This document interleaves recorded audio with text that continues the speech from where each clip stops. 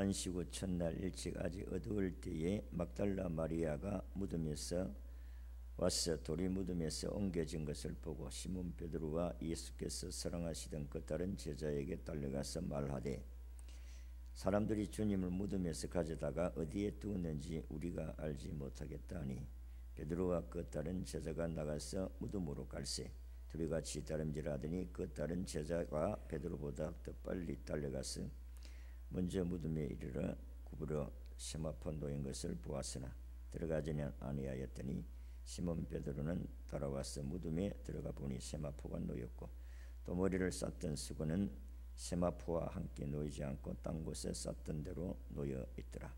그때에 무덤에 먼저 갔던 그 다른 제자도 들어가 보고 믿더라.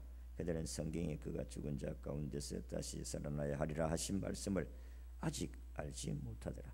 이에 두 제자가 자기들의 집으로 돌아가니라. 아멘. 특송합니다. 오늘은 예수님이 죽은 자 가운데서 부활하신 부활의 아침입니다. 한번 따라하겠습니다. 예수님은 살아나셨습니다.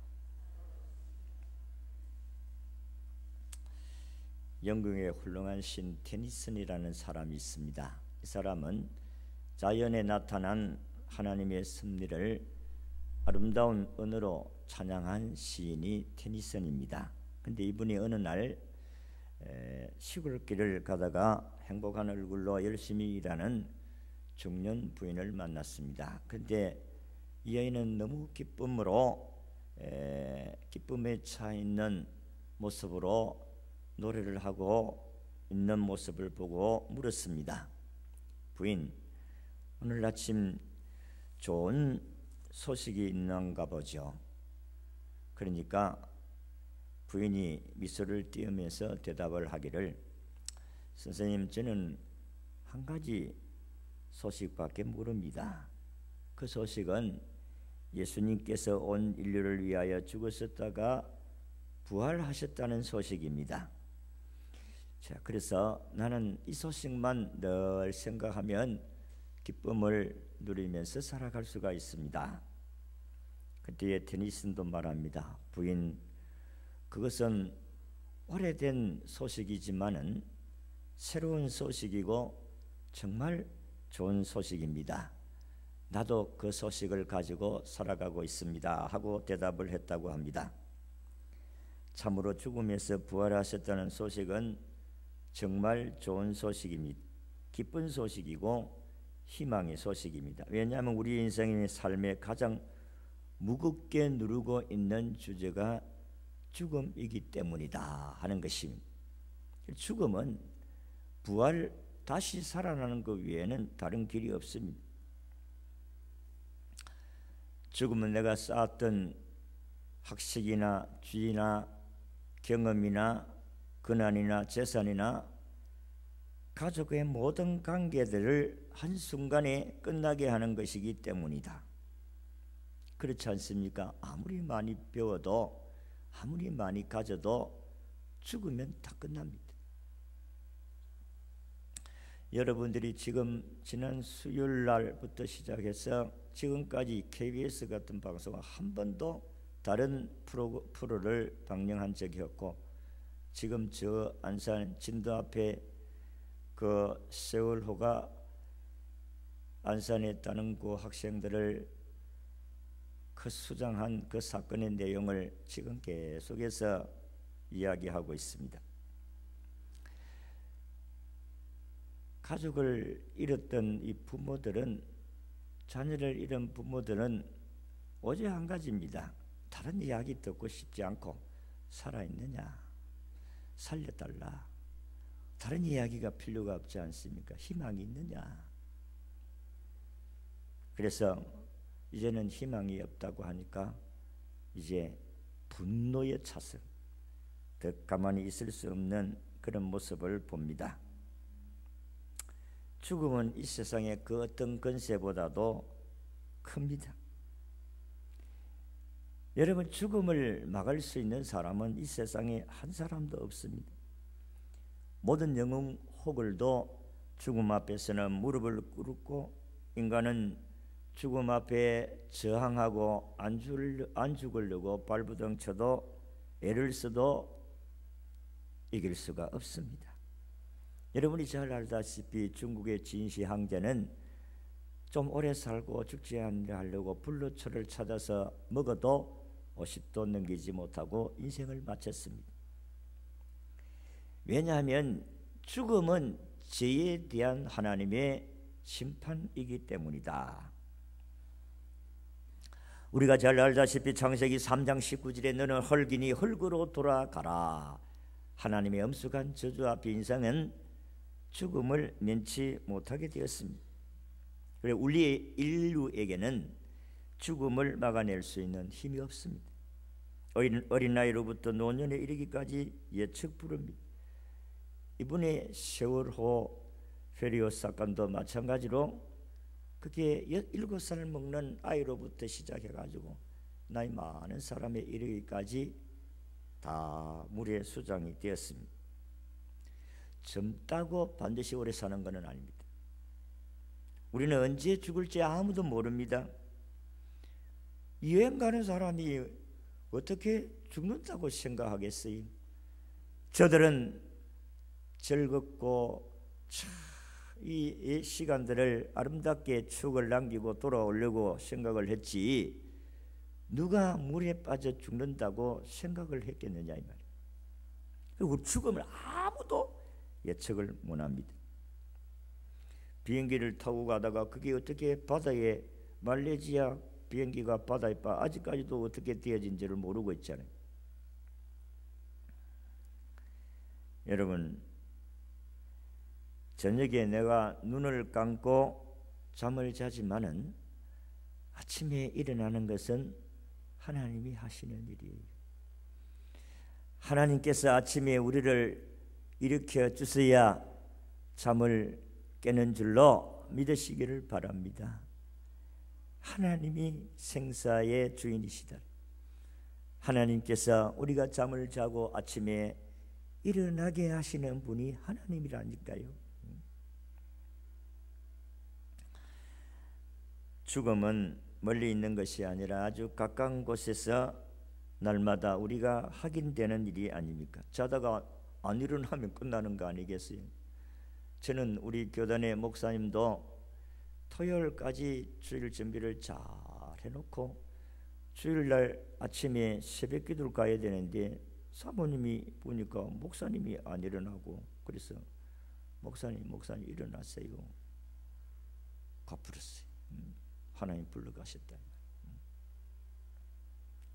목사님만 그런 게 아니고 우리 모든 성도들도 내가 농촌교회에 저 합천 적중에 있을 때 백찬현 집사님이라기 참 촌에서 면석이 한 사람이 예수 믿고 나온다는 게 얼마나 귀합니까? 이분이 참 교회 와서 신앙생활 부부가 하는데 아이들이 참 주일날 끼어가지고 개를 모아가지고 안 믿는 사람들하고 토요일 갔다가 2박 3일로 월요일 오는 제주도 여행을 가는 그 개를 들어가지고 교인이 7가정이 부부가 그래요. 집사도 그게. 이 사람들아, 이 자그마한 농촌교회에 주일을 그렇게 빼먹고 여행을 갔어야 되겠나? 그 좀 바꾸어 봐라. 날짜를 바꾸어 봐라. 그게 어디 불신자가 통합니까? 안 갈락하니 돈 아깝고, 야, 우리가 이 평생 어디에 신혼여행 하면 가네. 옛날 사람들은 뭐 신혼여행이 무엇이고 없는데 나이 많은 사람들이 야, 신혼여행 같은 꿈을 꾸고 제주도 여행을 한번 가려고 그렇게 계획을 세웠는데 아이고 이거 주일을 낑겨 가지고 목사가 이 사람들아 그래 갔을 되겠나? 바꿔라. 못 바꾸면 그래 못 가. 안 바꿔지고 또 안 가져가니 돈이 아깝고 가져가니 또 목사가 가지 마라 하는데 그렇고 그래 갔어요. 토요일날 비행기를 타고 가면서 이 사람들이 야 이 사람들아 우리 때문에 혹시 날아가다가 비행기가 물에 빠지면 어쩌고 이리 저끼리 그렇게 하면서 일단 가서 제주도 잘 내렸어요. 그날 가가지고 토요일 여행을 하고 이제 주일 아침이니까 그래 예수 믿는 사람끼리라도 이제 새벽 기도하고 예배 드리고 이제 여행 간다고 다 준비를 하고 백찬현 집사가 이제 그래도 집사니까 또 똑똑하니까 예배 준비하고 잠을 잤는데 안 일어나는 거예요. 그래가지고 부인이 막 기싸대기를 때리고 일어나라고 정신 차리라고. 죽었는데 뭐 일어나집니까? 새벽 기도를 마치고 아침에 이제 예배 드리러 아이들 예배 드리러 가려 하는데 전화가 따르러. 목사님, 그때 내가 강도사님 우리 백찬현 집사가 죽었어요. 청청백년 같은 소리를 듣고 얼마나 놀랐는지. 여행이고 뭐고 막 그날 아침에 저들은 주일 저녁에 그렇게 돌아오게 됐습니다. 시신을 안고. 여러분, 이 죽음의 문제는 누구도 장담할 수가 없고 또 우리가 신문이나 뉴스를 보면 하루도 빠짐없이 죽음의 이야기로 뉴스거리로 가득 차 있는 것을 여러분들이 보지 않습니까? 죽음은 아주 위협적이고 가혹하고 냉정합니다. 살려달라고 아무리 아우성을 치도 살아납니까? 이번에도 좀 뭐 크게 사고가 나서 조금 그래도 몇 명은 살릴 수 있는 그런 부분들도 우리가 생각을 해봐도 아이고 저렇게 좀 하면 안 되겠나. 물론 이제 악천후에다가 환경이 그렇게 되어지지를 않아서 그렇게 되었지만은 어쨌든 죽음은 누구도 막을 수는 없다.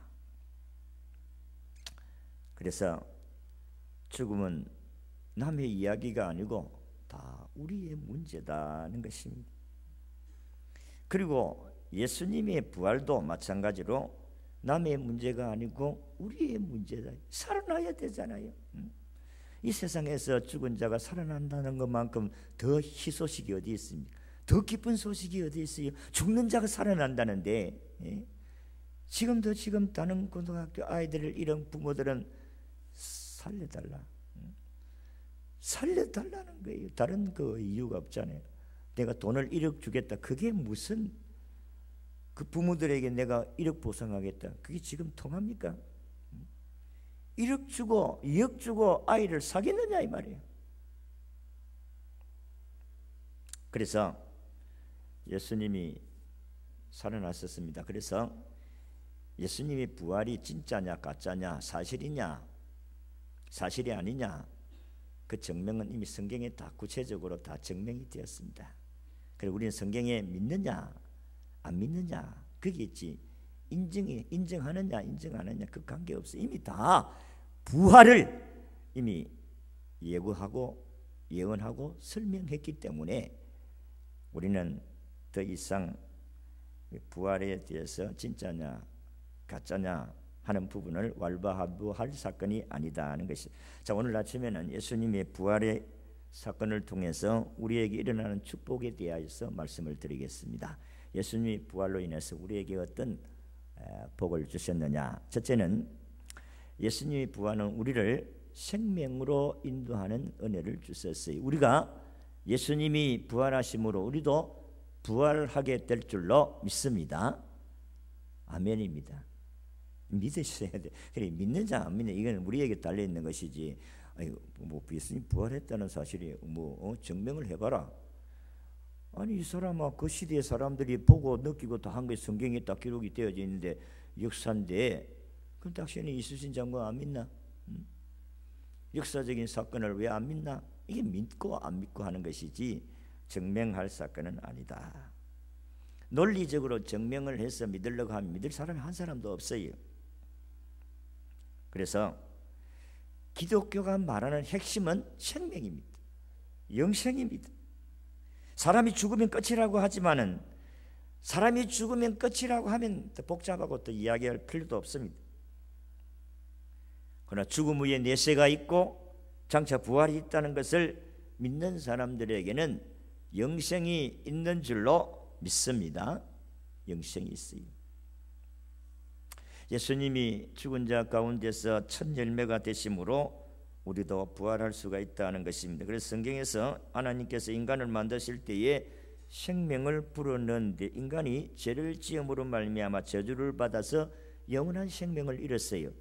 우리가 영원히 살 수 있도록 하나님께서 창조하셨는데 우리가 죄를 지음으로 말미암아 저주를 받아 이 영원히 사는 생명을 잃어버렸다는 것입니다. 그래서 우리는 사망의 지배 아래서 살 수밖에 없다. 그래서 이 땅에 사람의 몸으로 태어난 모든 사람들은 다 한 번은 죽는다. 히브리서 9장 20절 말씀같이 한 번 죽는 것은 정하신 것이로되 그렇게 이야기를 했어요. 이 세상에 안 죽는 사람은 한 사람도 없습니다. 인간이 하나님으로부터 저주를 받았기 때문에 죽을 수밖에 없다는 것입니다. 그런데 이 죽음을 회복시키는 것은 살아나는 거예요. 부활 사건밖에 없다는 것입니다. 예수님께서 이 땅에 오신 것은 양으로 생명을 주고 더 풍성하게 얻게 하려는 것이라고 했습니다. 이 말은 하나님의 생명이 일어나서 부활의 영이 임하고 활기차고 소망 있게 넘치는 에너지로 생명이 충만한 삶으로 살아갈 수 있게 하셨다 하는 것입니다. 예수님이 살아나심으로 말미암아 그분을 의지하는 모든 자들에게 하나님의 성령의 은혜로 말미암아 우리도 부활의 능력으로 살아갈 수 있도록 하셨다는 것입니다. 요한복음 11장 25절에서 26절의 말씀을 보면 나는 부활이요 생명이니 나를 믿는 자는 죽어도 살겠고 살아서 나를 믿는 자는 영원히 죽지 아니하리라 그렇게 말씀을 하셨습니다. 예수를 믿는 모든 자에게 부활의 생명이 있어 더 이상 저주의 죽음이 우리를 압박하거나 두려워하게 만들 수는 없습니다. 초대교회 성도들 순교의 제물이 될 때 죽어가는 사람들의 얼굴에 고통과 절망과 살기 위해서 발악하는 그런 삶으로 인생을 마친 자들은 한 사람도 없어요. 죽으면서도 평안하고 하늘을 소망 가지고 죽었다는 것입니다. 죽음이 저주가 아니고 하나님의 나라로 들어가는 관문이요 그리고 입문이다는 것입니다. 육신의 장막을 벗고 영광스러운 몸으로 변하는 그날에 우리의 모습이 천사와 같은 모습으로 변화가 되어서 하나님의 나라에 영원히 살게 되는 줄로 믿으시기를 바랍니다. 그래서 성경은 성도들의 죽음이 복되다 그렇게 말씀을 하셨어요. 옛날에 이하예대 총장을 지냈던 김한란 박사 같은 사람은 자기 임종시에 이렇게 유언을 했습니다.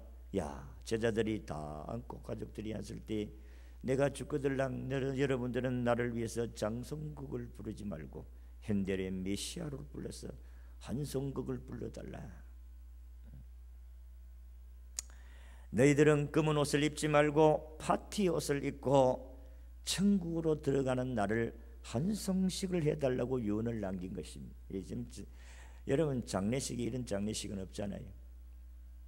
파티복에 파티를 하기 위해서 파티복을 입고 천국으로 입성하는 나를 위해서 한송국을 맨델의 메시아라고 할렐루야 할렐루야 할렐루야 할렐루야를 부르라. 이하예대 총장 그는 결혼을 하지 않고 인생을 마쳤습니다마는 당신이 왜 결혼을 하지 아니하고 그렇게 사셨습니까? 나는 주님을 위해서 살다가 보니까 결혼할 시간이 없더라. 그렇게 사시다가 하나님의 나라에 갔었습니다. 예수의 생명은 우리를 영원한 천국으로 인도하는 것인 줄로 믿으시기를 바랍니다.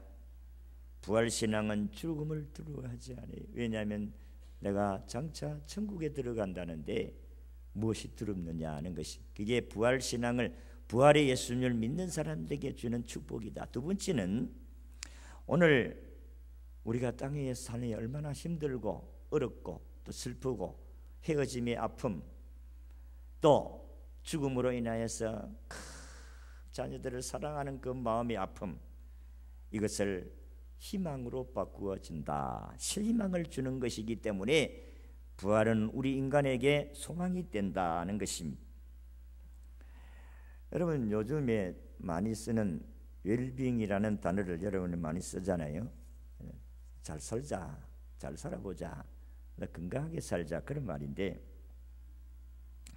좀 더 건강하게 오래 살자, 웰빙, 잘 살자는 거 아니겠어요? 웰빙이라는 게 건강하게, 무엇을 먹고 어떻게 해야 건강하게 오래 살까?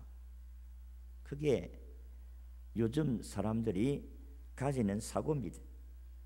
그런데 더 중요한 것은 웰빙보다 웰다잉이라, 잘 죽는 것이다. 잘 죽는 것이 뭐냐? 좋은 묘지를 써야 잘 죽는 것이에요. 자, 사람들은 죽을 때 묘비를 세우는데 거기에 글이 참 희한한 것이 많습니다. 우리나라의 시인 조병하라는 사람은 자기의 죽고 나는 묘비에도 이래 적었어요. 나는 우리 어머니의 심부름으로 이 세상에 나왔다가 이제 어머니의 심부름을 다 마치고 어머니께로 돌아갔습니다. 이렇게 묘비에다가 이렇게, 저는 가보지는 않았습니다만은 글을 보니까 그렇게 기록을 해요. 처칠이라는 사람은 아주 익살스러운 묘비를 남겼는데, 나는 창조주께 돌아갈 준비가 되었다. 창조주께서 날 만나는 고역을 치를 준비가 되는지 내는 알 바 아니다. 이렇게 좀 익살스러운 묘비를 새겼고, 노인과 바다를 저술했던 해밍웨이라는 아주 문학가는 이런 묘비를 적었습니다. 나는 일어나지 못해서 미안하네. 이렇게 묘비에다가 기록을 했다는 것입니다. 여러분, 묘비를 잘 써야 여러분이 잘 죽는 것이에요? 아닙니다. 우리 예수님은 묘비도 없습니다. 예수님의 무덤은 빈 무덤입니다. 묘비를 잘 썼다고 해서 잘 죽는 것이 아니다는 것입니다. 어느 날 예수님을 장례했던 아리마다 요셉에게, 전설적인 이야기입니다마는, 어떤 사람이 이렇게 물었대요. 아니, 당신이 부자인데 부자는 자기 죽을 무덤을 다 파놨어요. 그런데 왜 당신이 그 좋은 돌 무덤에, 새 무덤에 당신을 거기에 묻지 아니하고 당신 사랑하는 예수님을 당신의 무덤에다가 묻었습니까? 그렇게 물었더니 요셉이 대답하기를, 아이고 3일만 조금 빌려줬다 그 다음 내기 될 건데 뭐, 그래서 잠시 3일 빌려준 것밖에 없다. 그렇게 이야기를 했다고 합니다. 이게 전설적인 이야기입니다. 그러나 분명한 것은 예수님은 사실 무덤이 필요 없으신 분이지요. 평소에 나는 3일 만에 다시 부활할 것을 이야기하셨기 때문이 그렇습니다. 여러분, 우리 예수 믿는 사람은 잘 죽어야 됩니다. 잘 죽는 게 뭐겠어요? well dying, 뭐겠어요?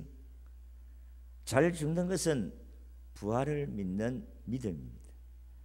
여러분이 다시 살아난다는 믿음을 가지고 죽는 것이 잘 죽는 것인 줄로 믿으시기를 바랍니다. 잘 죽는 거예요. 다시 살아난다. 나는 예수 그리스도가 이 세상에 재림하셔서 세상을 심판할 때 나는 영원히 사는 생명으로 부활한다. 믿음, 이게 잘 죽는 믿음이에요. 믿으시기를 바랍니다. 여러분들이 언젠가는 다 우리가 죽었다가 부활해요. 안 믿고 죽은 사람도 부활해요. 그러나 이 사람들은 지옥 갈 사람으로 부활하고, 우리는 그 영혼과 육체가 결합해서 천국으로 가는 사람으로 변화가 되는 거예요. 이게 다르지요.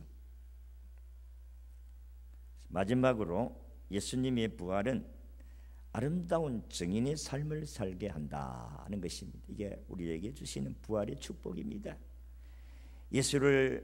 예수님의 부활을 믿는 12 제자들은 주님의 부활을 증거하다가 다 순교의 제물로 하나님께 드리고 세상을 떠났습니다. 아름다운 인생의 삶의 흔적을 남기고 떠났습니다.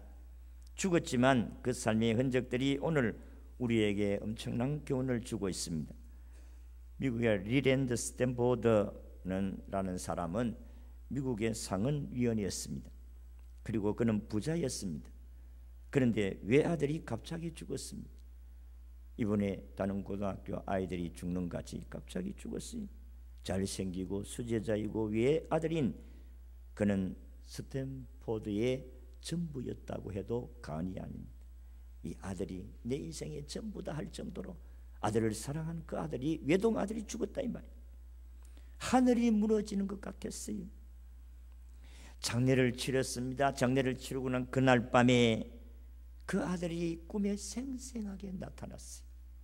그러면서 이런 이야기를 해요. 아버지, 저는 지금 하나님 곁에 있어요. 저 대신 청년들을 도와주세요. 이런 생생한 꿈을 꾸게 돼요. 보니까 꿈이에요. 그래서 꿈에서 깨어난 그는 이렇게 외칩니다. 아들도 살았고 하나님도 살아있는데 야, 내가 왜 이렇게 낙심해야 되는가, 이런 고백을 하면서 그는 청년들이 공부하는 학교를 만들기로 작정했습니다. 그래서 재산을 모두 기부해서 학교를 만드는데 그 학교가 스탠포드 대학입니다. 아주 유명한 대학이에요. 그리고 고학생들을 모두 불러서 장학금을 주어 공부시켰습니다. 그가 죽었습니다.